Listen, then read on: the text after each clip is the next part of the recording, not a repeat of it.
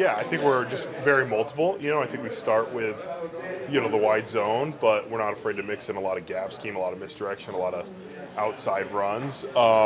So really, we can try and take advantage of what the defense does. Because a lot of times defense, they stop the outside zone. Okay, we can go to a gap or a pin and pull scheme, things like that nature. And I think Coach Stefanski, and Coach Callahan do a great job of putting together a game plan each week, and Coach Mitch, to really highlight the strengths of our offense and the weakness of the defense. But it's a week to week thing. We have our core plays in every week, but we always do have a little bit of flair each week we go out there. Joel, what's the matchup against Grady Jarrett going to be like? He's one of the good, one of the better. Yeah, he's a great player. He's kind of the heartbeat of their defense right now. And, you watch the tape, he really does jump off the tape. Sometimes they say that about a guy. It's like, oh, he's a good player, but no, this guy, he flashes, he makes plays for him. He's had some big sacks for him this season. But he's so explosive. He's kind of like that Aaron Donald build, a little shorter, but he's very explosive, very strong. Great hands and pass protection. And in the run game, you got to stop him from getting those TFLs and kind of disrupting the run game. What's that front like, too? Because it almost looks like they stand their edge, and sometimes it looks like a 50 front. It just looks like they do throw a lot in the D-line. Yeah. No, they're very multiple in their fronts. They start with their base, DMP's base 3-4 defense, you know what I mean? But they have a lot of fronts, and Grady Jarrett's kind of their queen in the sense, on a chessboard, he can move around anywhere. Like, he's played a lot of nose this year, but he's also been in 3.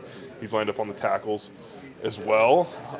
So they switch it up. Sometimes in passing situations, Grady Jarrett's technically like the only D lineman on the field, and they have a bunch of outside linebackers and linebackers playing. So it's a different front.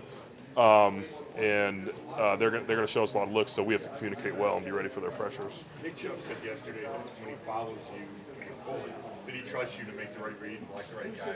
Like, in your spot, is that tough to do, is figuring out exactly who you should be picking up so he knows where to go? Sometimes it's easy. There's one guy that's beating you in the hole, you just got to hit him.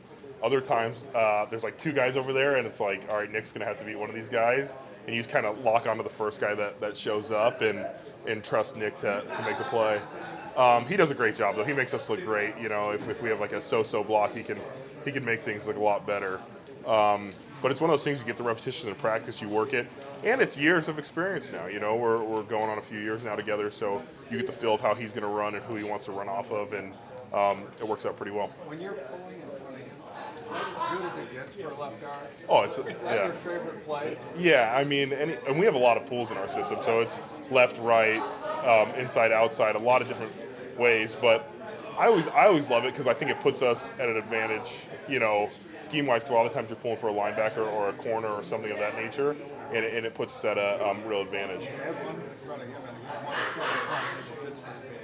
It's just you and him and the kid still frame.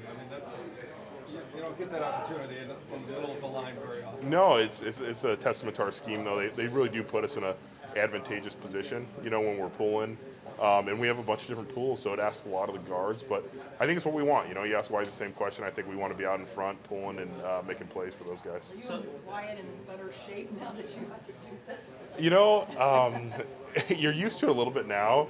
I think last year there was a couple games where I was like, man, I pulled like 10 times, this drive or something like that. And you get your wind as the season goes. Like that Carolina game, I think it was hot there, it was humid, you're a little gassed after playing 80 plays that first game. But once you get in the season, you get in a little bit better shape. But there's a few times where it's like, all right, I've pulled like 4 times on this. We got a screen coming up. It's like, all right, catch your breath before you get going. Do you keep track of your pulls? Do you know how many you pulled last year? I have no clue, the total number. Yeah, but it's the last since Stefanski's been here, it's definitely gone way up. When we talked to Jacoby after the game in Pittsburgh, he wore a shirt with you and White on. I think that's kind of cool that he went. Yeah, Jacoby's a great guy, and he's just part of the room and part of the locker room and part of this team, and I think he's just supporting us, and he appreciates what we do for him. We appreciate what he does for us, so it was a cool gesture. Joel, Miles was cited today for failure to control his vehicle and for speeding on that roadway. A lot of this stuff came out in the crash report. So my question to you is, just in terms of, in general, as a team leader, safety, what do you guys need to do, and how do you respond to something like that? Yeah, first and foremost, we're just happy that he's okay for the most part and doing better. He was here today, so we got to see him a little bit. And as far as that goes, Coach Stefanski does stress to us, we got to be safe driving. We got to be safe, on the roadways and things of that nature. You always want to protect yourself. It's really just protecting yourself and the people around you, in general. But we're just happy he's back in the building, and hopefully he's ready to roll here when he feels good. Did Kevin bring that up again? Then after the accident, you say? No, he hasn't brought up it again, but he talks to us at the beginning of the year just about control what you control and stuff like that. Did you say anything to Miles? I haven't had the chance to talk to him yet. We've been in meetings and stuff today. Well, to go back to the polling, I mean, I know I'm sure you're used to by this point how this fan base reacts to stellar plays from offensive linemen, but that one play where he pulled all across to the right side and then got that big run early in the game. I mean, people were going nuts over that. Is that just cool to see as, an offensive lineman that people are appreciating the art, I guess, of what him and Wyatt are able to do with that? Yeah, it's cool anytime you get appreciated. It's such a team effort, though. Like the down block, like every block's important on those plays. It just puts certain guys at the point of attack. But it's great. I mean, anytime we hit a big one, like it gets exciting and we're ready to go. But yeah, everybody's really important on those plays at the point of attack to pin the defense. So we do have an option to get to the outside. What do you Did you think? watch that one of him, Chubb, leaping and spinning a couple times? Oh yeah, I mean you can't give the guy too much crap, but the second play of the game when he almost hurdled Mika back there, I thought you were going to get over him. You know what I mean? Like I was a little disappointed he didn't actually make it over the top. But no, he's a great runner, and I mean him and Hunt and Dearness, like we love blocking for those guys. What are you thinking when Kevin calls that sweep flicker screen and all you guys kind of run the big defense over there? We practiced it a lot. Those plays that we run, the kind of trickery plays, like we've been putting in the work for those. So it's one of those things like, let's get it off the ground. Let's make sure, we have our assignment and stuff. But he's not afraid to call them. He's called a bunch of them, in the last couple of years. So it's one of those things like we were honestly like a block away from going really far on that one. So we were a little disappointed in the outcome, even though it got a, first down. So you were kind of asked this before, but there's a lot of background noise. So does your blocking schemes really change a lot from game plan to game plan? Sometimes I go down there and watch the way that you guys, that Bill has you guys block, and sometimes if you're not right where he wants, he lets you know. Oh yeah, we're very detailed over there. But it's one of those things that we are very multiple, but we have these plays in our system. So I would say the majority, 60, 70% is carryover, of some variety. And then you add, 4 or 5 plays a week that are maybe different from week to week, and you kind of put it in a scheme. But we have all types of, just because it's a pull play to the right, like we have like 5 or 6 different variations of that pull play.